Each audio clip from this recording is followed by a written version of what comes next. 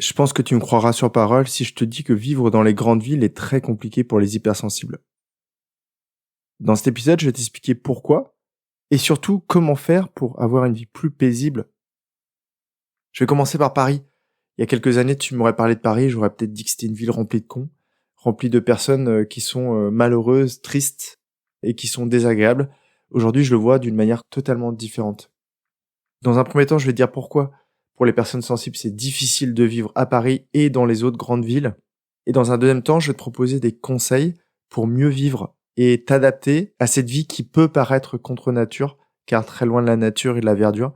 Mais on peut s'y faire et on peut mettre en place des choses qui permettent d'y vivre avec sérénité et d'y avoir une vie douce. Dans cette première partie de l'épisode, je veux juste t'expliquer pourquoi je considère que vivre en ville pour les personnes sensibles, voire hypersensibles, c'est relativement compliqué. En fait, tu as compris à travers mes épisodes que l'environnement a de gros impacts sur nous. Moi, je repère 4 principales sources de pollution. La pollution sonore. J'ai passé 2 jours à Paris. Je pense que j'ai pas réussi à obtenir 3 minutes de silence. Je n'ai jamais entendu les petits oiseaux. Alors, j'ai pas été dans des parcs, je suis resté vraiment dans la ville. Si tu me demandes ce que j'ai entendu, le premier truc qui me revient, c'est les bruits de travaux. Il y a des travaux partout. Et c'est normal parce qu'il y a une concentration de bâtiments, d'habitations, de bureaux qui est juste énorme. Le deuxième point, c'est les transports. J'avais un hôtel entre Pigalle et Blanche et donc énormément de circulation, que ce soit des taxis, des transports de touristes ou des locaux et des transports plus logistiques. Et bien sûr, les klaxons, parce que dès que tu mets plein de personnes au même endroit, forcément, ça crée des tensions. Qui dit tension, dit klaxon, dit insécurité, dit danger, et donc beaucoup de pollution sonore. La seconde pollution, elle est visuelle. Dans le métro, c'est incroyable. Toutes les conneries que tu peux lire sur les murs. Alors, il y a aussi plein de belles choses. Il y a des concerts, des publicités pour des musées, tout ça, mais il y a beaucoup de publicités pour la société de consommation, des produits qui sont inutiles et qu'on te vend comme indispensables, et beaucoup de produits de plaisir à très court terme, d'alimentation et tout ça. Donc ça, c'est incroyable. Et à l'extérieur, c'est pareil. Toutes ces pubs, toutes ces graffitis, tous ces mots que tu peux voir à droite, à gauche, et qui sont pas forcément très agréables à la vue. Troisième point, la pollution olfactive. Alors il y a quelques années, c'était pour moi insupportable, les odeurs de parfum. Le métro, c'était quelque chose de terrible.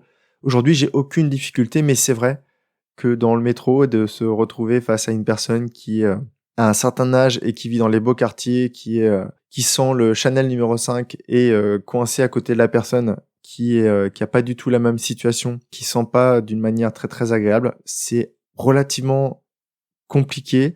Le deuxième point qui me vient en tête, c'est les toilettes à ciel ouvert. À chaque coin de rue de Paris, à un moment, je me suis isolé dans un coin pour pouvoir passer un appel et j'ai dû rapidement changer d'endroit parce que c'était juste insupportable, l'odeur d'urine. Et enfin, je crois la pollution qui m'a le plus insupporté il y a quelques années et qui aujourd'hui est encore un peu difficile, c'est la pollution émotionnelle. Je suis toujours incapable de devoir enjamber des clochards, des personnes qui vivent sur le trottoir parisien. Je pense que je m'y ferai jamais. Alors il y a des personnes qui ont choisi cette vie-là, mais elles sont extrêmement rares, les autres elles la subissent. C'est extrêmement malheureux et c'est quelque chose auquel j'ai même pas envie d'essayer de... Je peux pas m'empêcher de regarder dans les yeux les personnes qui sont sur le trottoir et de leur envoyer au moins un sourire, voire une petite pièce si j'en ai une dans ma poche. Encore une fois, j'ai passé 2 jours à Paris. Si j'étais là tous les jours, peut-être que j'essaierais de prendre de la hauteur et de pas le faire parce que d'une, je pourrais pas nourrir malheureusement tous les personnes sans abri. Mais c'est quand même vachement compliqué. Il y a un autre élément qui m'a un peu troublé, c'est de voir des enfants qui sont en train de zoner dans le métro. Et enfin, alors chose que moi je ressens beaucoup moins, même si j'y ai fait comme attention, c'est que j'étais dans un quartier quand même assez chaud, entre guillemets, de la capitale, où il y a beaucoup d'animations nocturnes. Et c'est vrai que d'habitude, j'ai tendance en pleine nuit à me balader sans penser au danger. Et c'est vrai que là, entre Pigalle et Blanche, je me suis pas permis d'aller me balader à 5 heures du matin, les mains dans les poches, en train de siffloter, parce que j'ai quelques souvenirs d'il y a 20 ans, d'il y a 15 ans, quand je suis arrivé en région parisienne, et j'ai vu des scènes dans ces quartiers-là qui étaient pas très sympa à raconter. Donc voilà, pour moi, il y a ces 4 pollutions qui font que pour les gens sensibles, hypersensibles, la vie en ville, elle est relativement compliquée. Maintenant, je vais passer à la seconde partie. Je vais passer aux conseils que j'aurais envie de te donner. 5 conseils qui devraient te permettre de vivre plus sereinement si tu dois vivre en pleine ville. Le premier de ces conseils, c'est crée-toi un espace de tranquillité. Tu dois absolument avoir accès à un petit cocon. Quand je t'ai dit ça, j'ai vu l'image d'un petit oiseau dans son nid, mais c'est vraiment ça. Il faut que tu arrives chez toi, dans ton environnement, à te créer vraiment un endroit où tu te sens bien. Peut-être isolé du bruit si c'est le bruit qui te dérange le plus.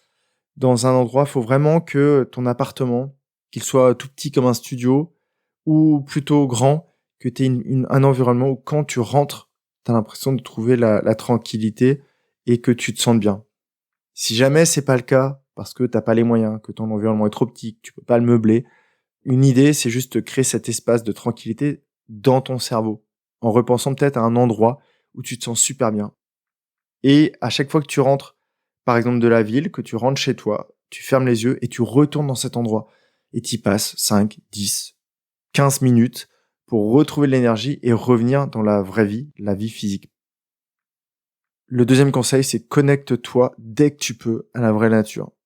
Donc je sais que dans Paris, il y a quelques parcs. J'ai l'impression qu'il y en a beaucoup moins qu'à Londres. L'année dernière, je suis allé à Londres et j'ai trouvé ça relativement sympa. Et là, c'est vrai que j'ai l'impression qu'à Paris, c'est beaucoup plus difficile de trouver des parcs. Donc dès que tu as moyen de bouger, essaye d'aller vers la vraie nature, vers la verdure et de te ressourcer dans ces environnements-là, de trouver le calme, de trouver la sérénité olfactive, sonore, émotionnelle pour te ressourcer et puis revenir à la ville. Le troisième conseil, c'est trouve des personnes comme toi dans la ville. Il y en a forcément des personnes qui courent après leur journée, qui vont s'enfermer chez eux et ce serait génial de réussir à les rencontrer. Un groupe de support, de soutien, je sais pas, les Parisiens qui aiment la nature, par exemple, ou les Parisiens surfeurs, ou les Parisiens qui aiment les randos. Essaye de te connecter à des personnes comme toi au sein des villes parce qu'il y en a forcément. Et je pense qu'il y en a beaucoup plus que tu ne le penses. Quatrième conseil, c'est de pratiquer la pleine conscience dans le métro. Alors le métro, tu peux le subir. Tu peux faire comme la grande majorité des Parisiens, te démolir les cervicales en jouant à des jeux ou en regardant des séries sur les téléphones.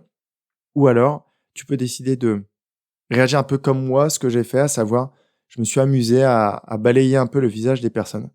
Essayer de voir dans quel état d'esprit ils étaient, essayer de repérer les personnes qui souriaient, essayer de me focaliser sur les sensations que j'avais, sur les odeurs qui étaient dans le métro, mais sans les juger, les critiquer ou les labelliser.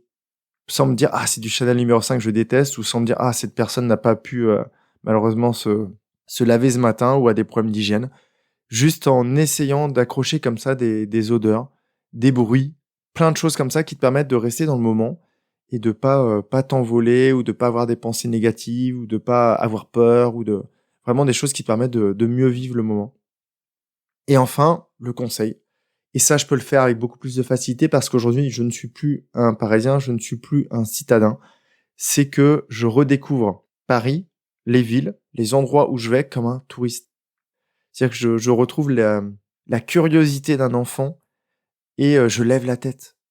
Dans les villes, soit je me focalise sur tout ce qui est comment les trottoirs sont sales, soit je regarde. Et dans Paris, par exemple, et je pense que c'est partout pareil dans toutes les grandes villes, il y a des monuments incroyables. À chaque fois que je vais dans Paris, je me retrouve dans un quartier, j'essaye de zoner un peu, d'errer un peu, de flâner dans les rues. Je me retrouve dans les quartiers où je découvre des nouveaux monuments que je n'avais jamais vus. Et à chaque fois, je m'exclame en me disant, mais c'est incroyable. L'humain est juste incroyable. De penser à faire ce genre de choses, de réussir à le réaliser. Et je crois que l'apothéose de mon séjour parisien, ça a été quand j'ai été me poser dans le Sacré-Cœur. Tu sais que je ne suis pas catholique, mais ça m'a pas empêché d'aller avec beaucoup de respect, beaucoup d'humilité dans cet environnement. Et j'en ai profité, je me suis assis pendant quelques minutes pour juste fermer les yeux, écouter les bruits autour de moi et un peu me recentrer et ça m'a fait le plus grand bien. Donc voilà, j'espère que tu auras compris peut-être pourquoi en ville c'est un peu plus compliqué que quand tu te retrouves en pleine nature Et surtout, j'espère que tu arriveras à appliquer au moins un, deux, voire peut-être 5 des 5 conseils que je t'ai proposés, car c'est super important de retrouver l'énergie, retrouver ton équilibre et peut-être de voir Paris d'une autre manière, de voir la ville dans laquelle tu vis d'une autre manière et tu vas voir que, c'est totalement différent. Rappelle-toi que souvent, en fait, tu projettes ton sentiment intérieur vers l'extérieur. Donc si tu arrives à trouver la paix à l'extérieur, tu vas la ramener à l'intérieur. Si jamais tu arrives à trouver la paix intérieure, tu vas l'amener à l'extérieur et c'est pour ça qu'aujourd'hui, quand je vais sur Paris, je vis les choses d'une manière totalement différente. Je te souhaite plein de belles choses, j'espère que tu auras apprécié l'épisode et moi je te dis à très vite dans mes épisodes, si tu veux enchaîner, ou dans mon courrier du jeudi. Bye bye, prends bien soin de toi. Je pense que tu me croiras sur parole si je te dis que vivre dans les grandes villes est très compliqué pour les hypersensibles. Dans cet épisode, je vais t'expliquer pourquoi et surtout comment faire pour avoir une vie plus paisible dans les grandes villes.